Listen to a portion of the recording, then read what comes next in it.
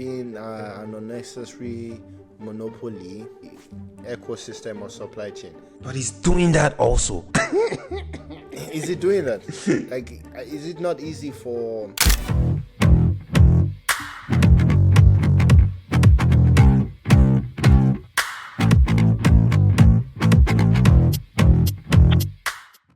Facebook, Meta, they're laying off a lot of people. Now, layoffs are not new. It's unfortunate, and it's happening a lot in the recent years. Like the last 3 or 4 years has been packed with layoffs and layoffs and layoffs since COVID. Since the COVID boom, they just keep going. And I feel like at first I was thinking it's because of the overhiring from COVID, but I think another thing has happened as well. So I think some layoffs at the moment is still happening because they're overhired. So I heard recently from a guy working for one of my friends working in another company that they got PE investment, and the PE guys put their investment in based on the idea that the growth rate will be similar to growth rate during COVID. And that's like slashed by 80% or something. So now they're only getting 20% of the growth rate that they initially planned for, which meant that they had just hired like a bunch of people. And to this 2025, they are still shedding that load. But there are also companies that were quite aggressive with their initial layoffs, that they have already shed a lot of load. But with the introduction of AI, a lot of things are now automated. Efficiency has also drastically improved. And that's why we're seeing these newer layoffs. Now, why this is worthwhile to discuss, because, well, there have been a lot of layoffs. We know it's unfortunate. Unfortunately, there's not much we can do about it, especially in countries like the US. But why this is important to discuss is that the way Zuckerberg has done the recent Meta layoff is a bit interesting. He hasn't sold it as we are laying off to restructure. We are laying off to cut costs.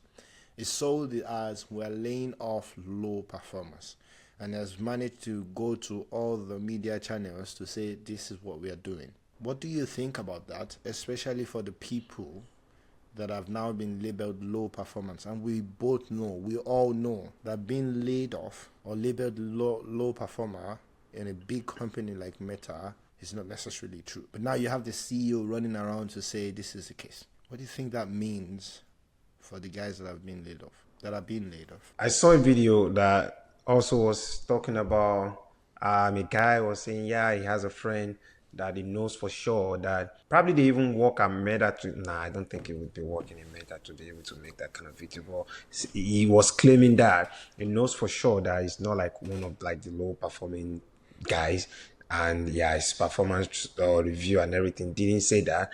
And it was also sort of laid off. So that just sort of explains everything, right? It's like, doesn't feel like it is true that these guys are like low performing employees. A lot of these companies are pivoting into AI, right? Like into AI tech. And I think they are moving to this. The new thing is a lot of PhD guys in mathematics, and they are getting a lot of offers than your typical just back-end developer or like product developer or something like that. So it's more like the statistic guys, the maths guys, and PhD level, not even masters. Like that's like the requirement now, because that's what really, those are the people that are working on something like substantial when it comes to AI. Maybe that's the direction they are heading towards, because Meta is also trying to position themselves as one of the powerhouses when it comes to AI. So I think, that's why the amount of programming job postings out there, it's reducing drastically. But what's even more like interesting, none, bro. It's crazy. And I remember, I told you, Ibrahim, like, this is a funny thing. We had this conversation about a lot of people going into, you studied that. Everyone just thought that the way out was go and learn coding, go and do this, go and go to analytics. Like, what about the other career? You literally you got a master's or MBA for something. They're still going to a business. They're still going to agriculture. Because they were paying ridiculously well, man. At that time, but it was so... I don't think it was not clear to see that there was a bubble, right? Because now you have a bunch of people earning 400K from a 6-month course. That cannot last. But what's more interesting as well is, yeah, that's crazy. Do you think it's right for Zuckerberg to run around labeling this guy's low performance, even though we know from the example as well, it's not true? You shouldn't be surprised. I mean, Zuckerberg is that guy that is willing to do anything to win. He's also very, very competitive. He says a lot of things. It's like he was directly going head to head with Apple. And I'm like, you don't want to come for these guys. You don't have your own operating system. Why you was going around on his media tour saying, yeah, Apple is charging them this. You're not the only one, my guy. Like X is paying it, everyone is paying it. So you're like, yeah, he was also talking about their airboard. He's just someone that doesn't really do well when he's being beaten in a competition or something. So he will do anything to stay winning. See how he pivoted from previous administration to Trump's administration. He withdrew all this whole, our DI, whatever equity initiative. I'm following what the current president is doing. That's the kind of guy Mark is. I remember Aliko Dangote saying that one rule that he would give any budding entrepreneur: never go against the government of the day. And you might make the argument that it makes sense for Zuckerberg to do that because now he employs hundreds of thousands of people.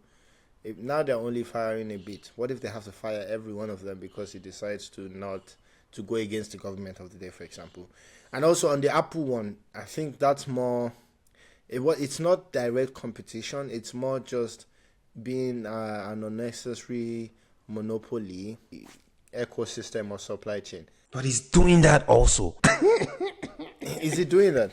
Like, is it not easy for like anyone that needs Instagram's API and all that stuff? Like, I did different because this is the issue with Apple, right? It's saying that they develop their AirBud, for example, with the specific stuff that then when it connects with something else, it's not good enough.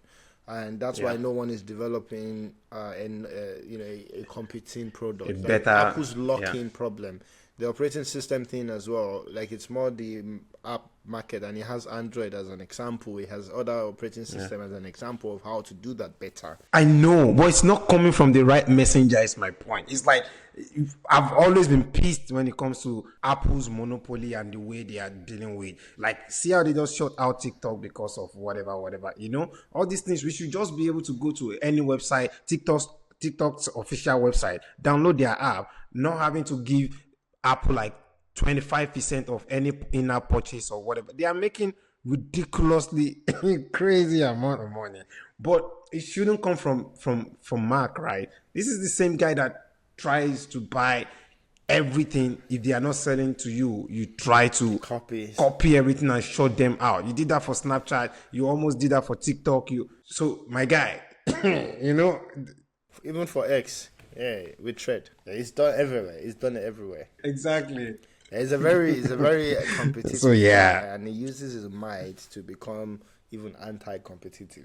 Like he buys everything that might be a problem to him or something. I really wish that they wouldn't do that layoff thing that way, anyways, because now I can imagine recruiters basically just asking you, "Oh, you're ex-Meta, which year?" the low performance year. Like they will still take you because there's this interesting thing about talent, right? Just because you were in the room in Meta for a few years, you have gained something valuable for another firm. Yeah. So they will still take you, but it's a good opportunity to try to undercut you, and I don't like that.